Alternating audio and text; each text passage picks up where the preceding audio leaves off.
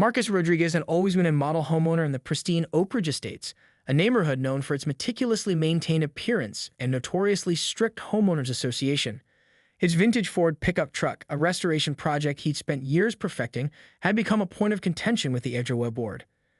Despite its immaculate condition, the board deemed the classic vehicle an eyesore that didn't meet their stringent aesthetic standards. Marcus had received multiple warning letters, each more aggressive than the last, threatening fines and potential action against his beloved vehicle. The Saturday morning was unnaturally quiet in Oak Ridge Estates, a stillness that seemed to anticipate the drama about to unfold. Marcus stood behind his living room curtains, a half-empty coffee mug forgotten in his hand, watching the scene develop with a calculated calm that belied the storm brewing beneath his surface. The tow truck rolled up precisely at 7:15 a.m., time clearly chosen to maximize humiliation and minimize witnesses. It was a Rodriguez towing truck, its familiar metallic blue paint gleaming in the early morning sunlight, the company logo strategically placed on the driver's door. The irony was not lost on Marcus. This was his own company's vehicle, dispatched to remove his most cherished possession. Jake Holloway, one of Marcus's longest-serving employees, climbed out of the truck. Marcus knew Jake's history better than most, a veteran driver who had worked for Rodriguez Towing for over a decade. Jake had been in the business long enough to know every technical detail of a proper tow, but today something seemed different. His movements were mechanical, almost robotic, suggesting he was following orders to the letter. The neighborhood was beginning to stir. Curtains twitched in nearby windows. Early morning joggers slowed their pace, sensing something unusual was happening. Patricia Whitmore, the HOA board president, appeared at the edge of Marcus' perfectly manicured lawn, clipboard in hand, watching the proceedings with a look of triumphant satisfaction.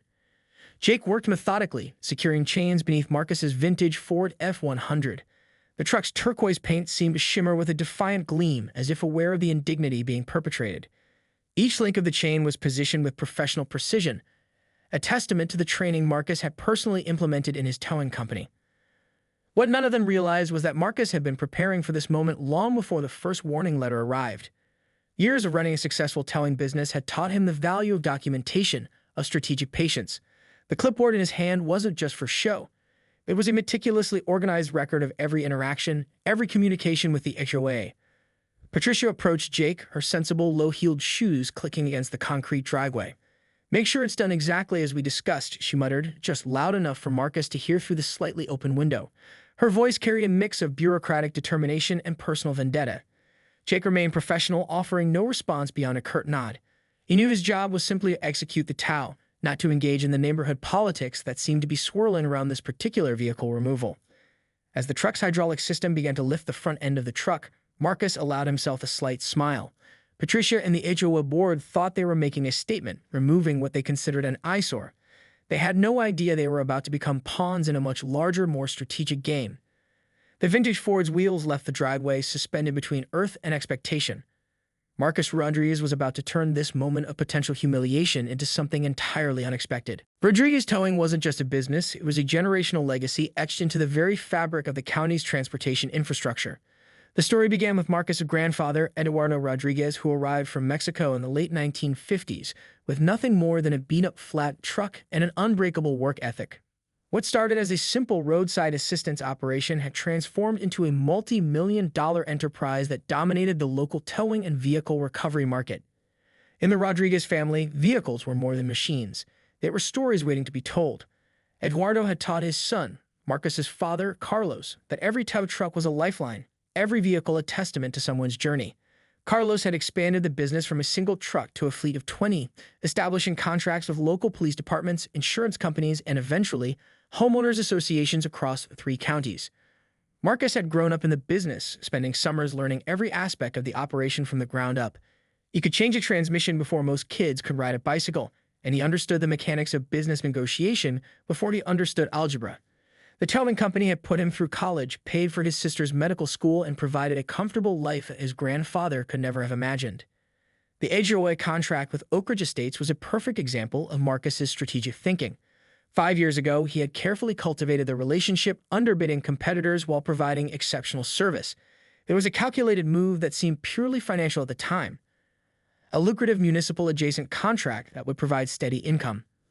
Alina Rodriguez, Marcus' operations manager, was the only person who knew the full extent of his plans. A Harvard Business School graduate who could have worked anywhere, she had chosen to return to the family business. bringing with her a razor-sharp strategic mind. When Marcus called her that morning, his instructions were precise and measured. Pull all documentation related to today's TOW, he told her, his voice calm but carrying an underlying current of determination. Cross-reference the work order, check every single detail. Elena understood immediately. This wasn't just about a truck or a towing incident. This was about principle, about the legacy of a family business that had been built on respect, professionalism, and an unwavering commitment to fairness. The Rodriguez Towing Headquarters was a massive facility on the outskirts of town, a testament to 3 generations of hard work.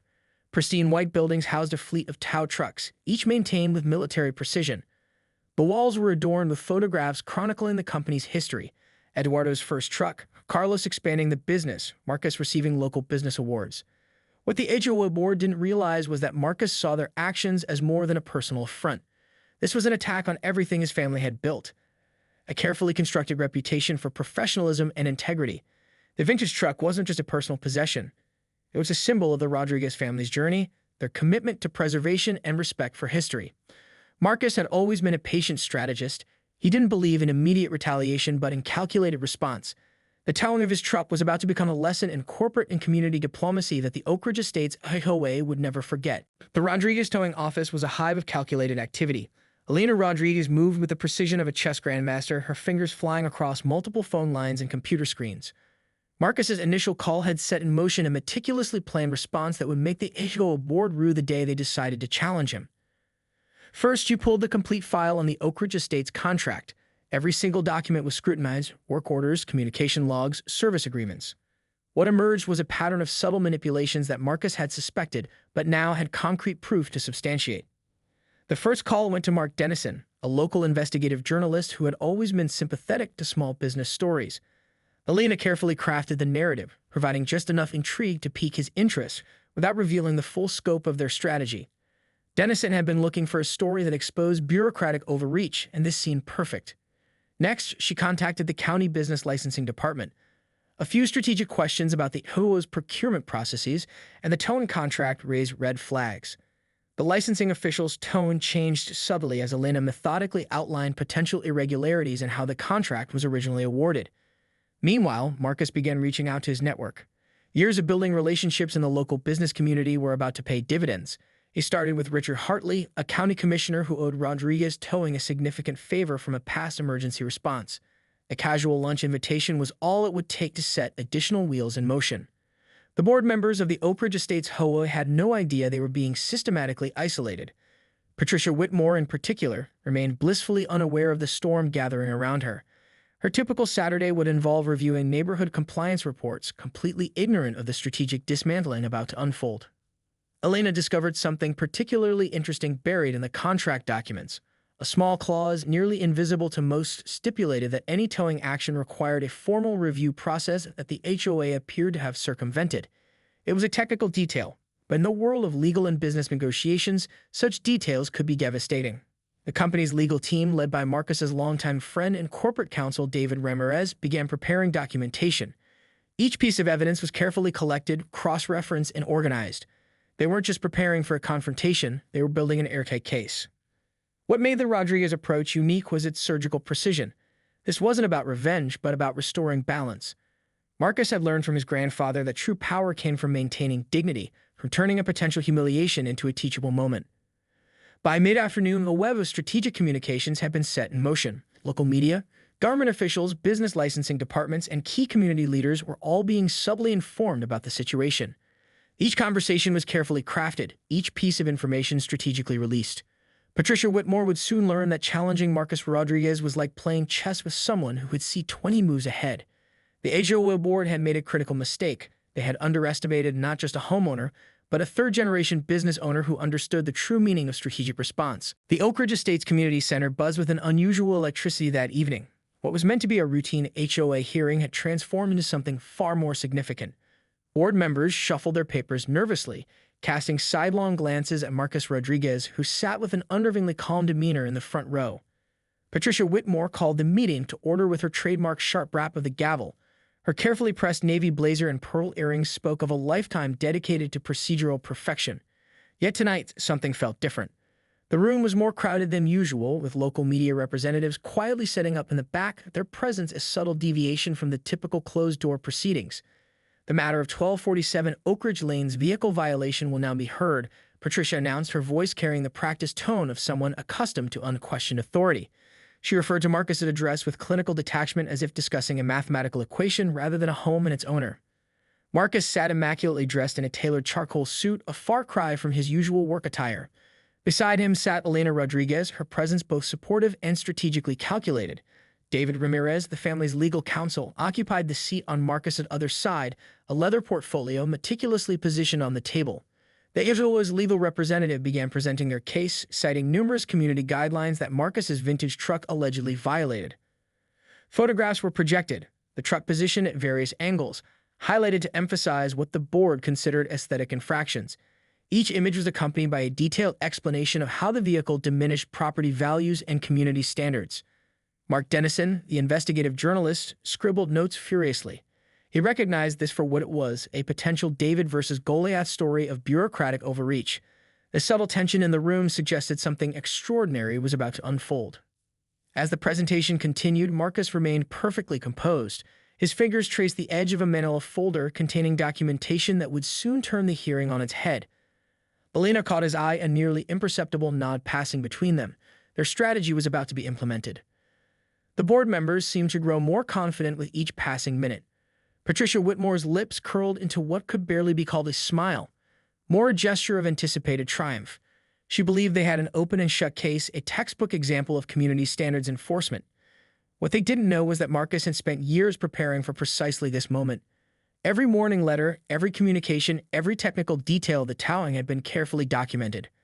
The Rodriguez family didn't believe in accidents or surprises. They believed in preparation. When Patricia finally paused, inviting Marcus to present his defense, the room fell into a hushed anticipation. The fluorescent lights seemed to dim slightly, focusing attention on the man who had been until now a quiet, seemingly compliant homeowner. Marcus stood, his movement deliberate and measured. The manila folder remained closed on the table, a silent promise of what was to come. He took a deep breath, looked directly at Patricia Whitmore, and began to speak. Words that would irrevocably change the course of this hearing and the future of Oak Ridge Estates. The silence in the community center was so profound that the faint hum of the overhead fluorescent lights seemed to echo through the room. Marcus's voice cut through the tension with surgical precision, each word carefully chosen and laden with implications that would fundamentally reshape the evening's proceedings. "Ladies and gentlemen of the board," he began, his tone professional yet unmistakably authoritative, "I'd like to address several critical points regarding the towing of my vehicle and the broader implications of your actions." He first produced a series of documents that made several board members shift uncomfortably in their seats. The first was the original towing contract between Rodriguez Towing and the Oak Ridge Estates Homeowners Association. Marcus's finger traced a specific clause that outlined the exact protocols for vehicle removal, protocols that had been systematically ignored. "You'll note," Marcus continued, "that Section 3, Paragraph 4 of our service agreement requires a formal review process before any vehicle can be towed. This review must include photographic evidence, a detailed violation report, and signed approval from at least 2 board members." He paused, letting the implications sink in. None of these steps were followed in my case. Patricia Whitmore's composure began to crack. Her perfectly manicured hand gripped the edge of the podium, knuckles turning white. Mark Dennison's pen moved faster, sensing the story was about to become far more interesting than a simple HOA dispute. The next document was even more devastating. Marcus revealed internal communications that suggested the board had been actively seeking to remove his truck for months, with Patricia having made several personal comments about the vehicle that could be construed as discriminatory. Elena had meticulously compiled these communications, each email and memo a potential legal landmine. But the true bombshell was yet to come. Furthermore, Marcus said, his voice gaining a sharp edge, "I am not just a homeowner. I am the owner of Rodriguez Towing, the very company contracted to perform towing services for this community." A collective gasp rippled through the room. The board members exchanged panicked glances. Jay Calloway, the driver who had towed the truck, sat in the back of the room, suddenly very interested in studying his own shoes. Marcus walked to a large displayed board he had prepared. It showed a detailed breakdown of Rodriguez Towing's service to Oak Ridge Estates, the number of calls handled, the response times, the critical community services provided. Each statistic was a testament to his family's commitment to the area. "My truck," he said, pointing to a pristine photograph of the vintage Ford, "is not just a vehicle. It's a piece of family history. It's been meticulously maintained, restored with the same care and precision that my family has applied to our business for 3 generations. David Ramirez, the family's legal counsel, began distributing additional documents to board members and the media. Each packet contained evidence of potential contract violations, improper procedures, and questionable decision-making by the HOA board. Patricia Whitmore's earlier confidence had completely evaporated. What had seemed like a simple enforcement of community standards was now revealed as a personal vendetta, exposed in front of witnesses, media, and potential legal observers. Marcus wasn't just defending a truck. He was defending a legacy, challenging a system that had become more about control than community. The board had made a critical mistake. They had underestimated not just a homeowner, but a business owner who understood the power of preparation, documentation, and strategic response. The hearing had transformed from a routine violation meeting into a public reckoning. The aftermath of the hearing spread through Oak Ridge estates like wildfire. What had begun as a simple vehicle dispute had transformed into a landmark moment for community governance, with Marcus Rodriguez emerging as an unexpected champion of homeowner rights. Within days, the local media picked up the story.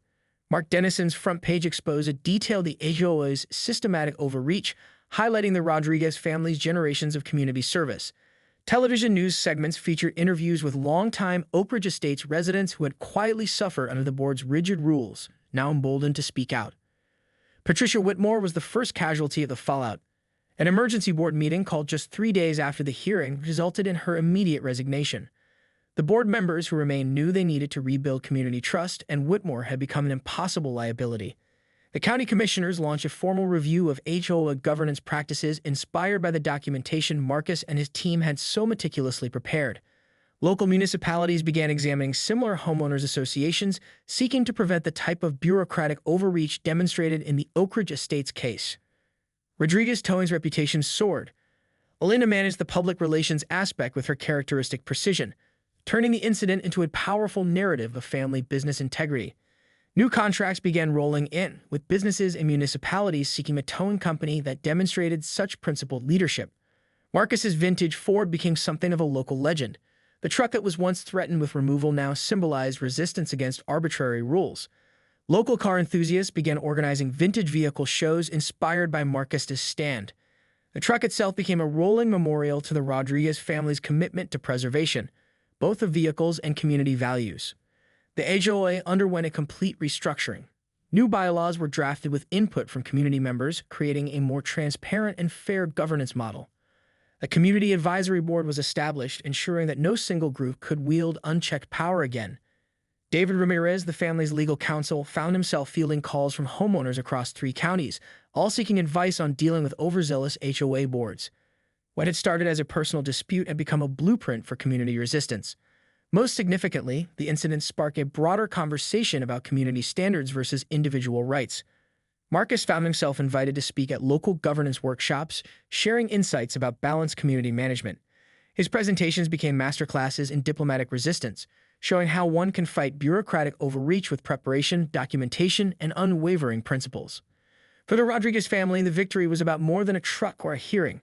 It was a reaffirmation of the values their grandfather Eduardo had brought with him decades ago: respect, hard work, and the belief that true community is built on understanding, not enforcement. The vintage Ford returned to its spot in the Rodriguez driveway, a gleaming turquoise testament to persistence. Neighbors who once avoided eye contact now waved when Marcus drove by, the truck becoming a symbol of something larger than itself. Patricia Whitmore's final board communication was a full apology, published in the community newsletter and local newspaper. It was a humbling conclusion to what had been her reign of bureaucratic terror. As for Marcus, he returned to running his towing business, the experience having only strengthened his commitment to the community. The truck remained perfectly maintained, a living piece of family history that had now become a local legend, proof that sometimes the most powerful statement is made not through aggression, but through principled, strategic resistance.